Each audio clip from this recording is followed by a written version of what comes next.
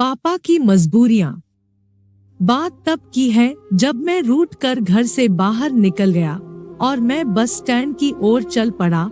मुझे मन ही मन बहुत बुरा लग रहा था।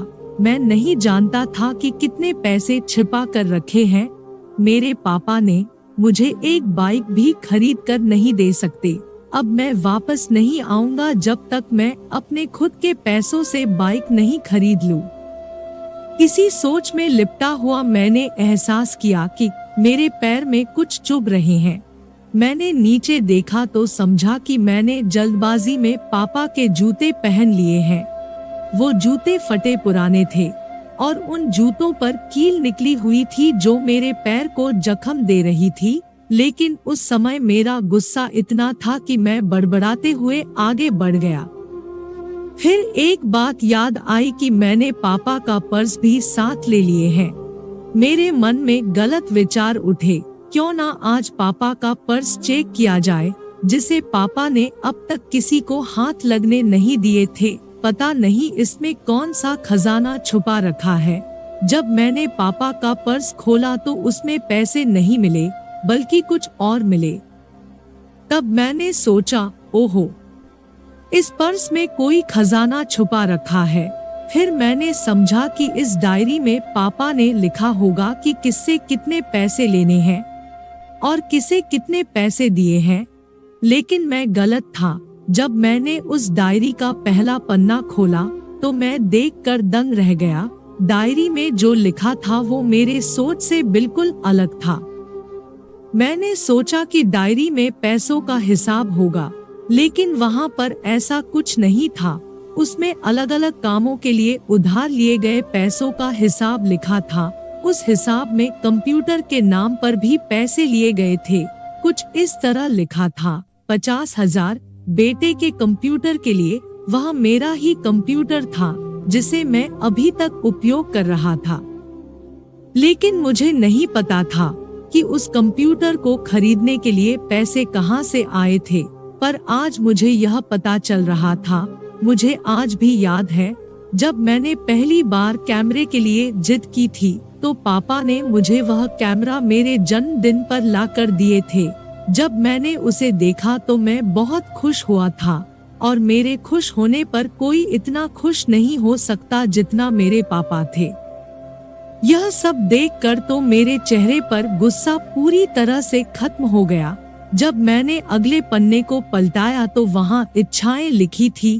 पहले जो इच्छा थी जिसमें लिखा था अच्छे जूते पहनना। मुझे यह बात समझ में नहीं आई। फिर मेरे पैर अचानक सड़क पर भरे पानी पर जा पड़ा, जिससे मेरा पैर कुछ गीला हो गया। मैंने जब जूता उतारा तो जूते का तला टूटा हुआ था। इसे देखकर मुझे वह बात याद आ गई जो डायरी में लिखी हुई थी। फिर मुझे मम्मी पापा के आपस की बातें भी याद आने लगी, जब मम्मी मेरे पापा से कहती थी, अब तो आपके जूते पुराने हो गए हैं, नए खरीद लीजिए। तब पापा अक्सर कहते थे, जूते अभी और चलेंगे, हाल में ही तो लिए हैं। लेकिन मुझे आज पता चल रहा था कि जूते कितने दिन तक चलेंगे। इसके साथ ही मुझे यह भी समझ आ रहा था कि पापा अपना पर्स क्यों छुपा कर रखते थे। और मैं उस डायरी को पढ़ते पढ़ते बस स्टैंड पर पड़ी बेंच पर आकर बैठ गया। अब वह डायरी का आखिरी पन्ना बचा था। जब मैंने उस पन्ने को पलट कर देखा तो वहाँ कल की तारीख लिखी थी। तारीख के नीचे 50,000 रुपए बाइक के लिए लिखा था। बस इतना पढ़ते ही मेरा दिमाग सन्न हो गया। अब मेरे मन में कोई शिकायत या रोना धोना नहीं बचा था। मेरी आंखों से आंसू बह रहे थे। मुझे नहीं पता कि मैं उस समय क्यों रो रहा था। तभी मैं जल्दी से अपने घर की ओर भागा, लेकिन मेरे पैरों में जूतों के कील चुभ रहे थे, जिससे मेरे पैर में घाव बन रहे थे। तभी मैंने रास्ते में ही उन जूतों को निकालकर फेंक दिया और लड़खड़ाते हुए भागते हुए घर पहुंच गया। लेकिन मेरे पापा घर पर नहीं थे।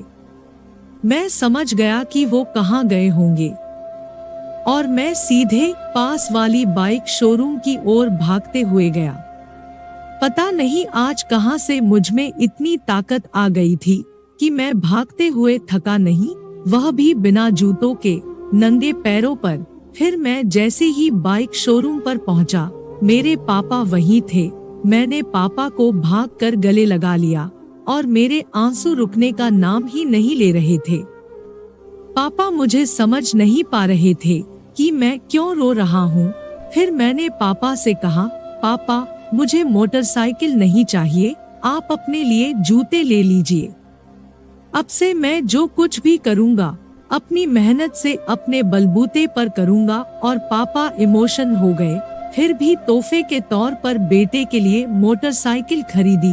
तो दोस्तों, आप सोच सकते हैं कि पापा की जितनी मजबूरियां हो वो अपने बच्चों के ख्वाहिश को अपनी ख्वाहिश समझते हैं और उन्हें पूरी करते हैं, और हमें भी उनकी मजबूरियां समझनी चाहिए।